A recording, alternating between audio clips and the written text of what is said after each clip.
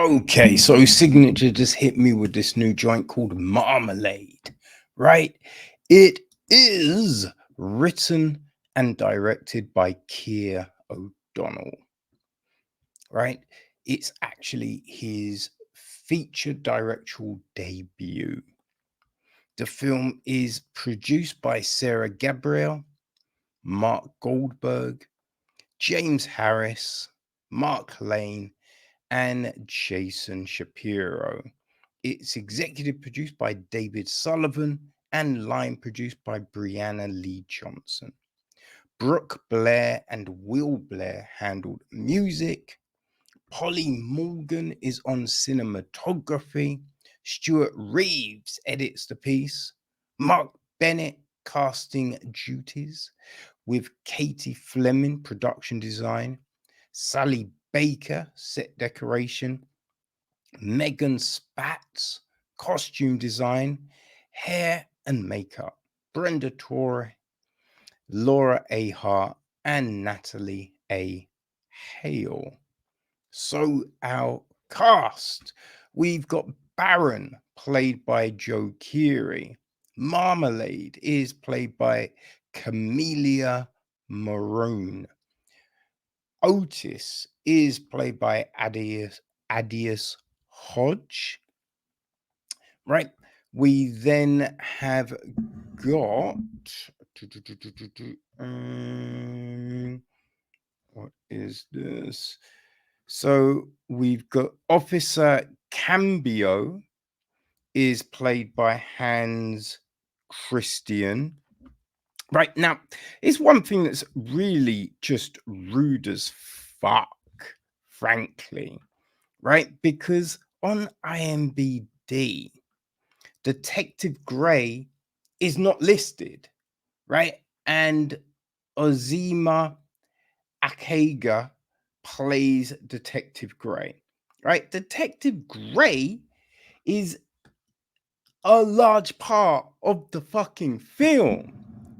So it's insane. She isn't even on the fucking IMDb, right? She's in it as much as fucking Hans Christopher, right? That's just straight rude, frankly. Anyway, right? Our other casts, Don Frickle is played by Wayne Duvall, right? We've got Chief Dixon is played by Andrew E. Wheeler. We have got the stepmother played by Beaver Steinberg.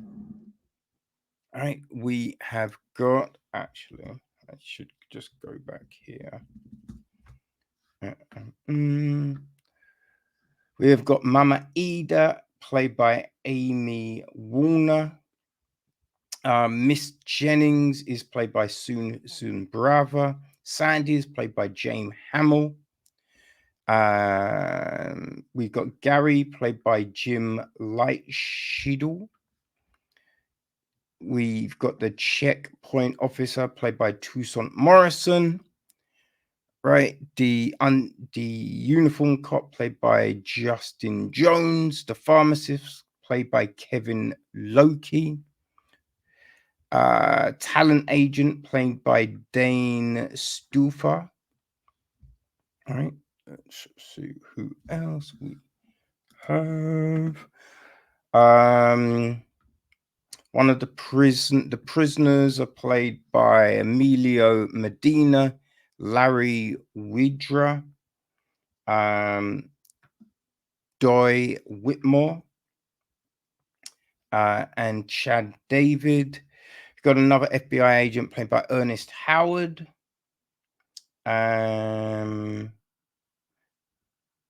Yeah, that. Oh, Stephen Haig is another FBI agent, and the actress is, yeah, we've done that one. Okay, so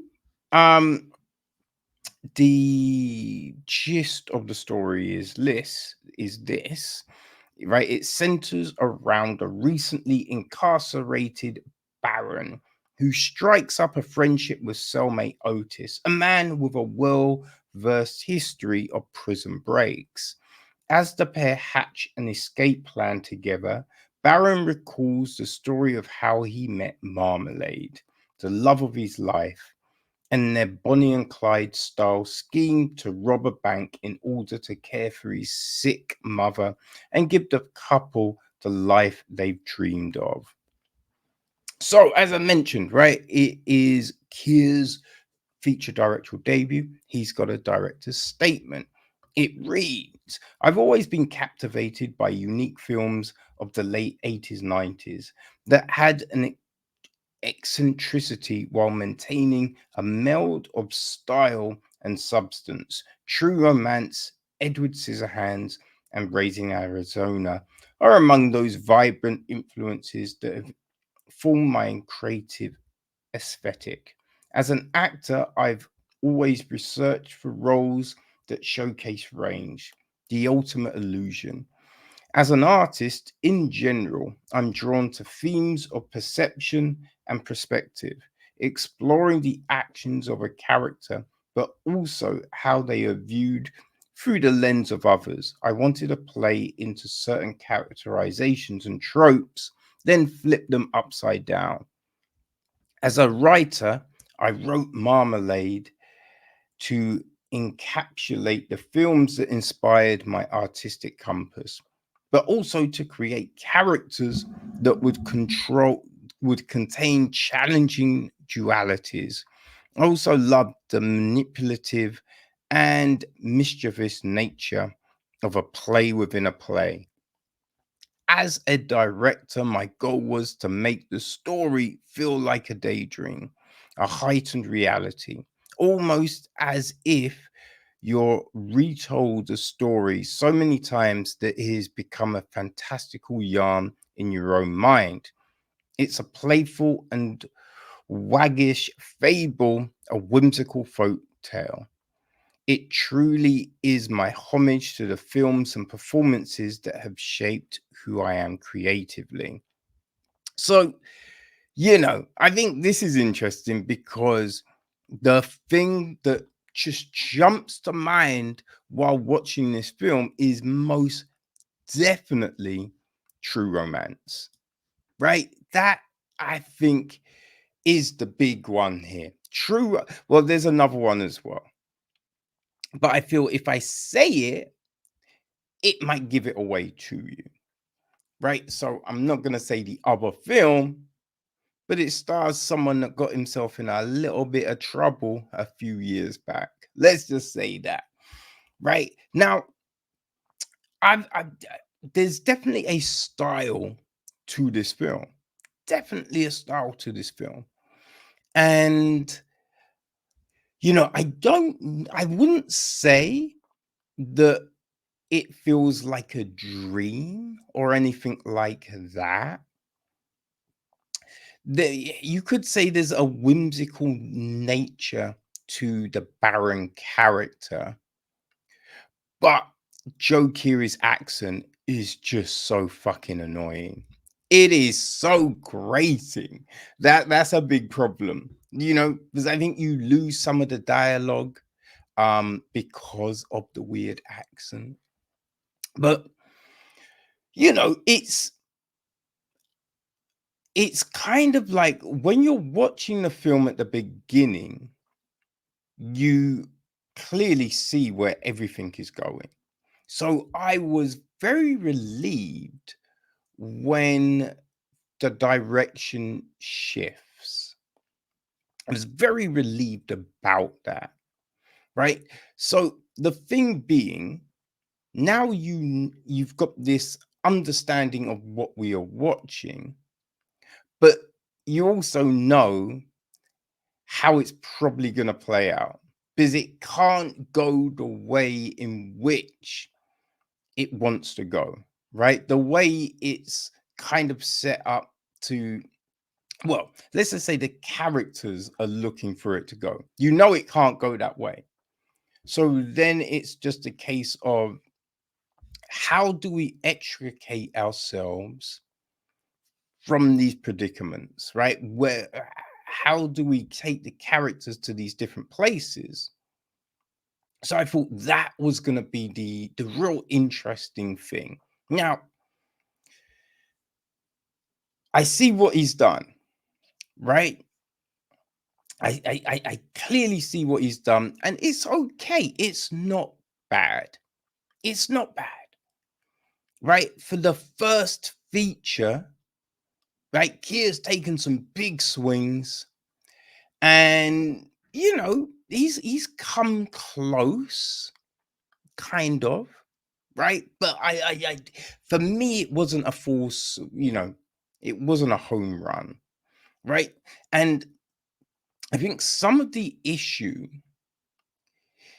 is the timescales, right? It's the timescales. That's the big issues, because you're like, this can't happen within those timescales. There's no way, like, yeah, just any of this happens. You know what I mean? It doesn't, like, the whole prison thing can't happen, right? The stuff that's going on within the prison can't happen. Like, none of it. You couldn't pull any of that stuff together within that time, right? You also, the other big thing being is the thing going on in the prison, right? That's not gonna happen because of what we see in the fire in the chimney, right? The newspaper clipping. It can't happen because of that, right? Which they would know of, right? They would know that was there. You know what I mean? Well, I mean, not saying they know about the chimney, right? Though you'd think that's somewhere that's getting looked at straight away. So that's kind of like, okay. But what I mean is they would know about the thing that my man's looking at. So it's so the prison thing doesn't necessarily make any sense. That's the whole problem, right? And in the press kit, there is just a written interview with Keir. Now, I will say, ugh, I had a quick look at the interview, and the questions are horrible. The questions are horrible, right? I will say the questions are horrible, right? Just because, right? He wrote and directed the film. They know he wrote and directed the film. The first question: what attracted you to working on Marmalade? Now, that's a weirdly structured question because he wrote it.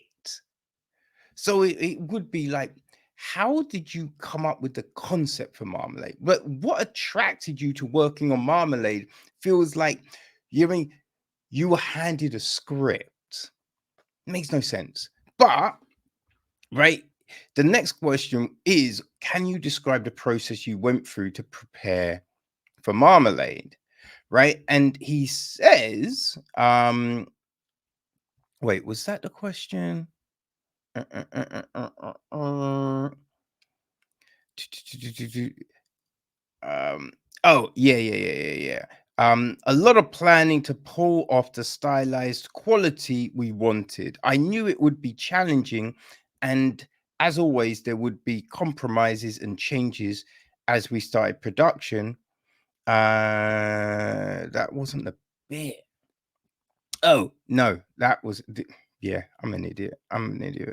Right, he says the rewrites were quite brutal because the whole thing is built as a house of cards. If you pull out one piece, it could all come tumbling down. Right? So we know this, right? We know it's built on the house of cards, right? When you think about the films that Keir's inspirations, it's that. So that's the problem. Like, some of these pieces for our house don't fit. don't fit. We're trying to get a triangle into a circle space. It doesn't quite fit. And it's definitely a tough thing, right? When you're trying to make something like this and make everything work, it's difficult. Not everyone can do it, right? When you think about stuff like Blonde Purple, Inside Man, right? When you think about that incredible episode of Doctor Who with David Tennant and Matt Smith, written by Mark Gate. Was it Mark Gatiss? I think it's Mark Gatiss, right? Coupling and all of them things, right? So smart, right? And then there's this other film which I cannot mention because it will give too much away. Smart Memento, another one. It's very difficult to do, right? So I commend Keir for taking those swings. It just doesn't quite add up, though. Doesn't quite add up, which is a shame. It is a shame. But yeah, if you like a crime jaunt, right? If you enjoy that, if you enjoy a story with some, twists and turns, a little unpredictable, as I said, you can see where it's going, right? But it could fill that itch for you. You know what I mean? So yeah, we have got Marmalade, people. Marmalade, which will be hitting, I think it's hitting cinemas, right? And VODs in the States on the 9th of February. And in the UK, it's hitting digital on the 12th of February. Yeah, because I see 2 dates flying around. So that's the only way it can make sense, right? So the 9th in the States, 12th in the UK.